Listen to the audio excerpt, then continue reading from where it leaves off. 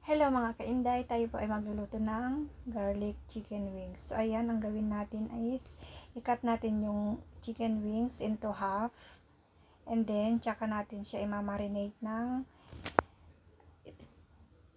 garlic, light soy sauce, dark soy sauce, oyster sauce, rice wine, white pepper, and then sugar. So ayan, kailangan lang natin i-marinate ng 20 to 30 minutes.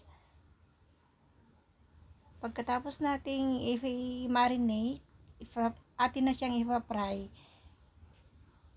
Ayan. So, kailangan lang natin i-fry ng both side ng golden brown. And then, pagkatapos natin siyang maprito, kailangan mo lang siyang takpan ng within 15 minutes para make sure lang na luto yung ating chicken wings. So, ayan, atin na siyang iseset aside at tayo po ay magigisa ng maraming garlic. And then, gisa na din natin ang red and bell peppers. At, balik na natin ang napritong chicken wings. So, ayan, tapos na. Ganun lang po kasimple. Thanks for watching.